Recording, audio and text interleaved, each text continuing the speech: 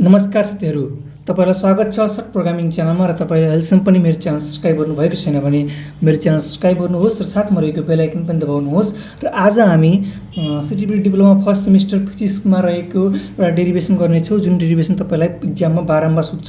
तपाईलाई यो डेरिभेसन 6 मार्क्सलाई सोध्ने गर्दछ र यसमा तपाईलाई म यो डेरिभेसनको न्युमेरिकल डेरिभेसनलाई कसरी लेख्ने र कसरी हामीले एक्जाममा 6 मार्क्स पाउने भन्ने कुरा सिकाउन गइरहेको छु र भिडियोलाई अन्तिमसम्म हेर्नुहोस्। र तपाईले च्यानललाई सब्स्क्राइब गर्नुभएको छैन भने च्यानललाई सब्स्क्राइब गर्नुहोस् र भिडियोलाई सेयर गर्नुहोस्। ल आउनुहोस् सुरु गरौँ। र हाम्रो यो क्वेसन रहेको छ principal of conservation of linear momentum. यो क्वेसनलाई हामीले अब डेरिभेसनको माध्यमबाट प्रुभ गर्नुपर्ने हुन्छ। अब यसको चाहिँ हाम्रो के यसको प्रिन्सिपल अफ कन्जर्भेसन मोमेन्टमको स्टेट के हो त भनेको चाहिँ it state that if no external force is applied on a body then the total linear momentum before collision is equal to the total linear momentum after collision. जस्तो तपाईँ imagine गर्नु, दुईवटा ढुङ्गा छ, मानव यो ढुङ्गा छ, यो हात यो हातको औँला ढुङ्गा मान्नु, दुईवटा ढुङ्गा छ। ढुङ्गालाई तपाईँ यो पहिलो स्थानमा यहाँ छ, अब ढुङ्गा एकअर्कामा ठोक्किन्छ।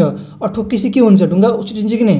चुम्बक थोडी हो, ढुङ्गा ठोक्केपछि चप्किने तपाईँ ढुङ्गालाई एक ठाउँमा दुई ढुङ्गालाई एकचोटि फाल्नुहोस्, फालेपछि एकचोटि चप्किन्छ र छुट्टिन्छन् भने ठोक्केपछि फेरि उछिटिन्छन्। त्यही कुरा हो, यदि कुनै एक्सटर्नल फोर्स एप्लाइड भएन, बडीमा भएन भने the total linear momentum before collision is equal to the total linear momentum after collision. यही कुरा एउटा स्टेट यसको प्रिन्सिपल यही हो। अब यसलाई चाहिँ हामीले फिगरमा लेखौँ। फिगरमा लेख्दा के गर्छौँ भन्दाखेरिमा हामीले के गर्छौँ, एउटा इमेजिन गर्छौँ। जस्तै इमेजिन गर्नुहोस्, ए भनेको एउटा यस्तो अब्जेक्ट अथवा के वस्तु हो, कुनै ढुङ्गा हो। बी भनेको अर्को वस्तु हो। सुरुमा के छ भन्दा ए बी भन्ने वस्तु एउटा डिस्टेन्समा छ, एउटा ठाउँमा छ। ए कति गतिमा छ, u1 भन्ने u1 भेलोसिटीमा छ र बी चाहिँ u2 भेलोसिटीमा छ, इनिसियल भेलोसिटी। अब ए1 अब्जेक्टको मास चाहिँ हाम्रो m1 मानौँ, बी अब्जेक्टको मास चाहिँ m2 मानौँ। अब दुईजना के भयो, ठोक्किए। तपाईँ देख्न सक्नुहुन्छ ए अब्जेक्ट र बी अब्जेक्ट ठोक्किए। अब ठोक्किएपछि के हुन्छ, छुट्टिन्छन्। अब हेर्नुहोस्, छुट्टिँदा फेरि बिफोर कोलिजन गर्दाखेरि कोलिजन भनेको ठोक्किने। कोलिजन हुनुभन्दा अगाडि वस्तु एक ठाउँमा थिए अनि कोलिजन भएपछि वस्तु ठोक्किए र कोलिजन भइसकेपछि आफ्टर कोलिजन भइसकेपछि के हुन्छन्, ढुङ्गा ठोक्कियो भने त फेरि छुट्टिन्छ, त्यो छुट्टिए। कोलिजन भन्दा अगाडि वस्तुको इनिसियल भेलोसिटी u1 थियो, ए वस्तुको, बी वस्तुको इनिसियल भेलोसिटी u2 थियो। वस्तु ठोक्केर छुट्टिएपछि त वस्तुको भेलोसिटी के भयो, फाइनल भेलोसिटी कति भयो, वस्तु ए को भेलोसिटी v1 भयो र बी को भेलोसिटी v2 भयो। तपाईँले यति कुरा बुझ्ने हो, अरू तपाईँलाई केही गर्नै पर्दैन। यति बुझ्नुभयो भने तपाईँले मजासँग यसबाट 6 नम्बर ल्याउन सक्नुहुन्छ। के बुझ्नु पऱ्यो भन्दाखेरिमा अगाडि हामीले यसको स्टेट बुझ्नु पऱ्यो।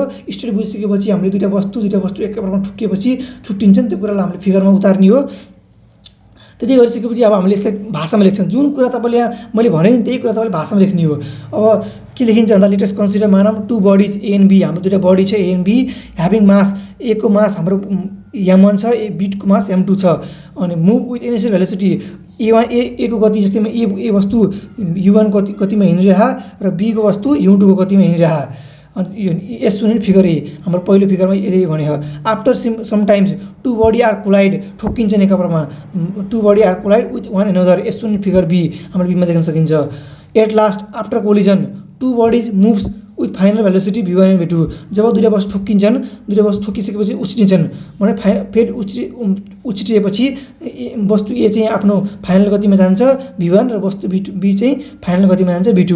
यही कुरालाई हामीले अघि भनेको थियौँ, त्यही कुरालाई हामीले यहाँ भाषामा लेखेको हो। तपाईँले यसलाई आफ्नो भाषामा जस्तै लेख्न सक्नुहुन्छ।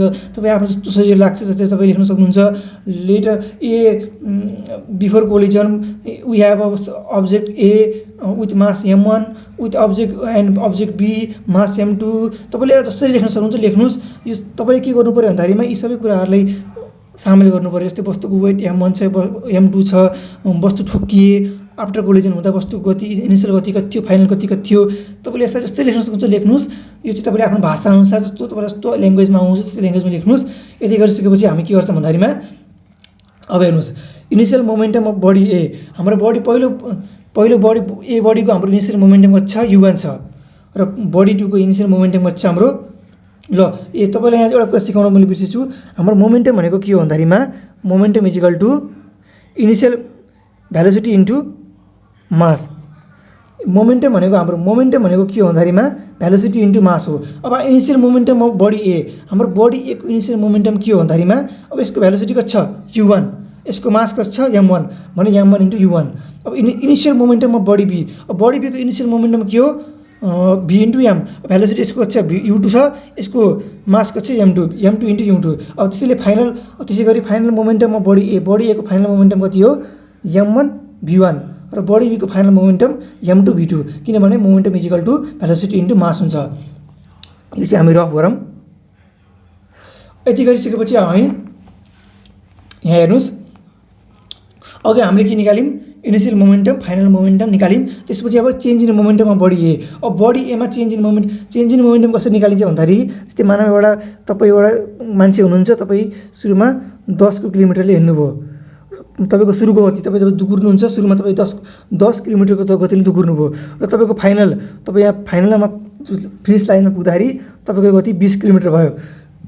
यसको मतलब अब 20 मा हामीले 10 घटायौँ भने चाहिँ त्यो चेन्ज हुन्छ, त्यो चेन्ज इन स्पिड, हाम्रो यो change in speed change in हाम्रो त्यही कुरालाई हामीले यहाँ लेखिन्छ change in momentum of body A भनेको।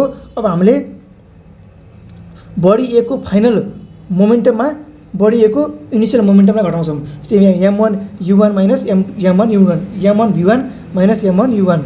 अब त्यसको अब यहाँ m1 साझा भयो र v1 माइनस u1 लेख्यौँ। त्यसरी similarly change in momentum of body B गर्दा m2 v2 minus m2 u2। अब हाम्रो m2 साझा आयो, अब v2 माइनस u2 आयो।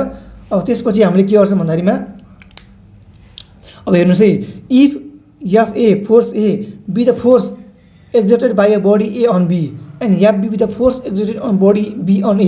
जस्तै दुईटा वस्तु छ, मानव यो एउटा वस्तु जब दुईटा वस्तु ठोक्किन्छन्, अब मानव यो वस्तु ए हो यो वस्तु बी हो, अब ए वस्तुले बीलाई ठोक्छ भने एले पनि त केही बीलाई फोर्स लायो नि त, अब बीले पनि त यसलाई केही फोर्स लाछ, त्यही भन्न खोजेको। याफे भनेको चाहिँ के हो भन्दाखेरिमा याफे with the force exerted by a body A on B, A बडीले बीलाई लगाएको फोर्सलाई के भनिन्छ याफे भनिन्छ। याफे with the force exerted by body B on A, बीले चाहिँ यसलाई लगाएको फोर्सलाई चाहिँ हामीले याफी भनिन्छ। र याफे भनेको के हो भन्दाखेरिमा mass into change in velocity, mass of B into change in velocity का अपन टाइम टेकन। हामीलाई थाहा छ मोमेन्टम भनेको के हो मास इन्टु भेलोसिटी। अब हामीलाई दिएछ मास पनि दिएछ भेलोसिटी पनि दिएछ भनेपछि हामीले यसलाई change in momentum of body B किन लेखेको भन्दाखेरिमा हामीले एले बीलाई लाहा नि त, एले बीलाई फोर्स लाहा, त्यही भएर हामीले mass of B into change in velocity गऱ्यौँ। अब त्यसो change in momentum of body B गऱ्यौँ अपन टाइम। अब हामीलाई थाहा छ change in momentum of body B भनेको हाम्रो कति हो, change in momentum of body B भनेको हाम्रो m2 का मुनि m2 अनि v2 माइनस u2 गऱ्यौँ अपन हाम्रो डेल्टा टी हाम्रो एउटा टाइम हो। अब सिमिलरली त्यसै गरी हामीले अब याफबीले केमा फोर्स लाउँछ एमा फोर्स लाउँछ भनेपछि अब हामीले के गर्यौँ भन्दाखेरिमा हाम्रो यो मास अफ बी छ नि त्यसमा हामीले के गर्छौँ ए राख्छौँ अनि त्यो अनुसार गर्दाखेरि चाहिँ हाम्रो सेम सिमिलरली गर्दाखेरि चाहिँ हाम्रो याफबी कति आउँछ भन्दाखेरिमा m1 v1 माइनस u1 का अपन डेल्टा टी आउँछ। यसलाई चाहिँ हामीले इक्वेसन बी मानौँ र माथिको इक्वेसन ए मानौँ। अब हामीले अब from Newton third law of motion, अब Newton third law of motion भनेको के भन्दाखेरिमा हरेक क्रियाको बराबर तथा विपरीत प्रतिक्रिया।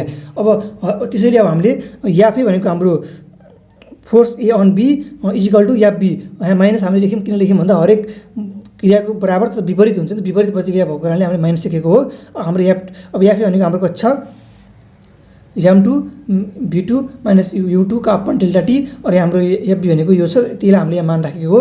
राखेपछि हाम्रो यहाँ डेल्टा टी काटिन्छ अनि त्यसपछि हाम्रो कति हुन्छ भन्दा यहाँ m2 v2 minus m2 u2 equal to यहाँ माइनस छ माइनस m1 v1 यहाँ माइनस प्लस हुन्छ प्लस m1 u1। अब त्यसपछि के गर्छ भन्दाखेरिमा यो हाम्रो यो माइनसलाई यता ल्याम्प प्लस हुन्छ m1 v1 हुन्छ प्लस यो हाम्रो m2 v2 यहाँ भइगयो।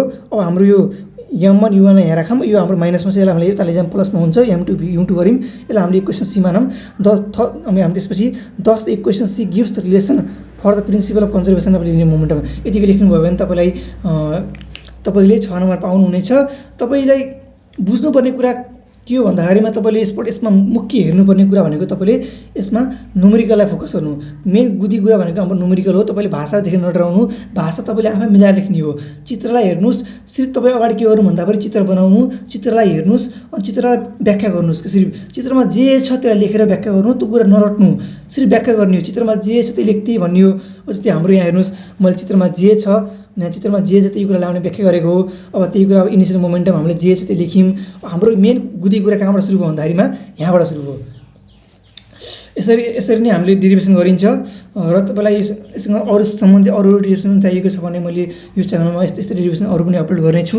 त्यसैले च्यानलमा सब्सक्राइब गर्नुहोस् र नोटिफिकेसन दबाउनुहोस्। यो भिडियोलाई सेयर गर्नुहोस् र केही कुरा बुझ्नु भएन कमेन्ट गर्नुहोस्। भिडियो अन्तिमसम्म हेरिदिनु भएकोमा धन्यवाद।